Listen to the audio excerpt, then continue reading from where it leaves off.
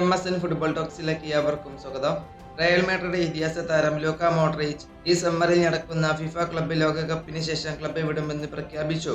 39 വയസ്സുകാരനായ മധ്യനിര താരം ഇന്നലെ ആയിരുന്നു രാത്രി ഇൻസ്റ്റഗ്രാമിൽ വൈകാരികമായ ഒരു പോസ്റ്റിലൂടെ ഈ തീരുമാനം അറിയിച്ചത്. അതിൽ മോഡ്രിച്ച് ഇങ്ങനെ ഒരു കാര്യം പറയുന്നുണ്ട്. ഇതിലേക്ക് നമുക്കൊന്ന് പോയി നോക്കാം. മോഡ്രിച്ച് പറയുന്നത് ഇങ്ങനെയാണ്: ജീവിതത്തിലെ എല്ലാത്തിനും ഒരു തുടക്കവും ഒടുക്കവുമുണ്ട്.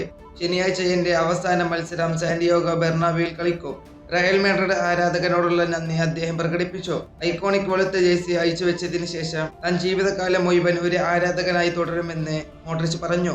അതുപോലെ തന്നെ ഞങ്ങളുടെ ക്ലബിലെയും ലോക ഫുട്ബോളിലെയോ ഏറ്റവും വലിയ ഇതിഹാസങ്ങളിൽ ഒരാളാണ് എന്ന് റയൽ മാഡ്രിഡ് ക്ലബ്ബ് അദ്ദേഹത്തെ വിശേഷിപ്പിച്ചിരിക്കുന്നത്. ഇത് മോഡ്രിച്ച് തന്നെ ഇത് പറഞ്ഞിട്ടുണ്ട്. നമുക്കറിയാം, 2012 ടോട്ടനാമിൽ നിന്ന് ആയിരുന്നു ലൂക്ക മോഡ്രിച്ച് റയലിലേക്ക് വന്നത്. 35 ദശലക്ഷം യൂറോക്ക് കൊടുത്ത് ആയിരുന്നു റയൽ മാഡ്രിഡ് ടോട്ടനാമിൽ നിന്ന് മോഡ്രിച്ചിനെ സ്വന്തമാക്കിയത്. റയലിന് വേണ്ടി ലൂക്ക മോഡ്രിച്ച് 590 മത്സരങ്ങൾ കളിച്ചു.